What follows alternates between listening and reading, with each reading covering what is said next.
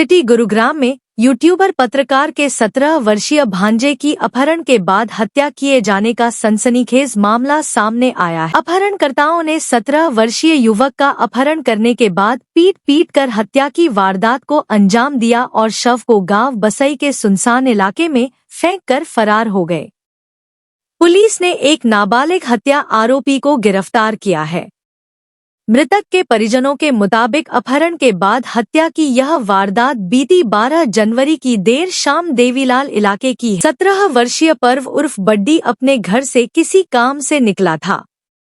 उसी दौरान शराब और गांजा तस्करी से जुड़े सन्नी मंडल, प्रियांशु और उनके अन्य साथियों ने मिल पर्व का अपहरण कर लिया। अपहरणकर्ता पर्व को बसई इलाके में ले गए, जहां पीट कर पर्व की हत्या कर दी और शव को वहीं फेंक कर मौके से फरार हो गए।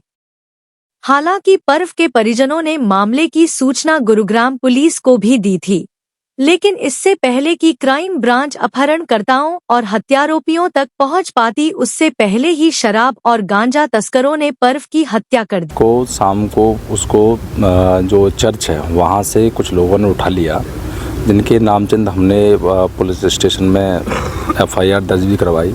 अपहरण में एफआईआर दर्ज उस समय हुई और हालांकि में जब हम इसको बार बार पुलिस प्रशासन को सेक्टर 9 थाने को हम सूचित करते रहे, हर चीज़ जानकारी देते रहे, वो निकालने में मतलब जानकारी निकालने में वो उल्टा हमसे ही जानकारी मांगते थे कि क्या हुआ तुम बताइए। पुलिस के पास कोई जानकारी नहीं थी। उसके बाद हमने इस चीज़ को लेके सीपी साहब से मुलाकात की। सीपी साहब ने इसमें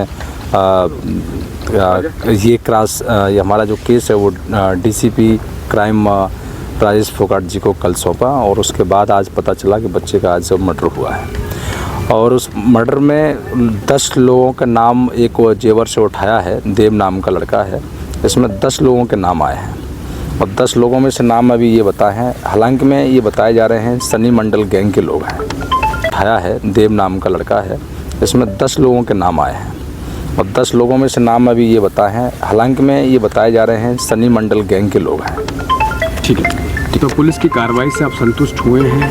आप पुलिस की कार्रवाई से संतुष्ट इसलिए नहीं है क्योंकि काफ़ी लंबा वक्त लग गया और इस विषय में पुलिस को अगर चाहती तो पहले भी, क्योंकि इसमें कई लोग ऐसे हैं जो इनको संरक्षण भी देने वाले हैं। मैं इस चीज़ को सीपी साहब से भी मैंने कहा जब मेरी उनसे मुलाकात की। लापरवाही आपको लग रही है? पुलिस के लोग, कई लोग इन लोगों से जो जिन लोगों ने मर्डर किया है उनसे मिले हुए हैं। वो स्टाफ उनसे आए दिन चर्चा करते थे, बात करते थे। वो स्टाफ उनसे आए दिन चर्चा करते थे, बात करते थे। क्या पुलिस को आपने अंदेशा जताया था इस बात का कि आप पुलिस का मर्डर ना हो जाए?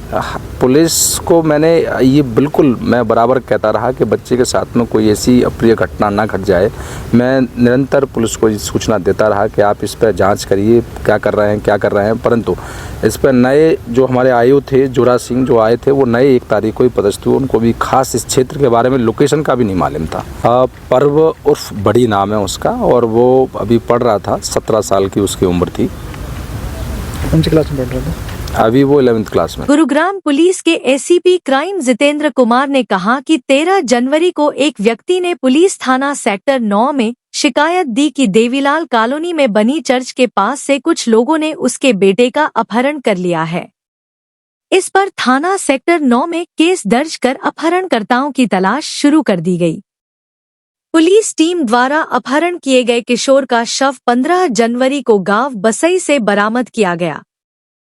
पुलिस ने एक नाबालिग आरोपी को जेवर, उत्तर प्रदेश से काबू किया है। पुलिस पूछताछ में ज्ञात हुआ कि आरोपियों का एक साथी मृतक का दोस्त बन गया और उसको अपने विश्वास में ले लिया। 12 जनवरी को मृतक को शराब पिलाकर उसका अपहरण करके बसई व द्वारका एक्सप्रेसवे के बीच खाली पड़ी जगह पर ले गए और आपसी रंजिश के तहत वहां ले जाकर पत्थर व लाठी डंडों से पीटकर उसकी हत्या कर दी।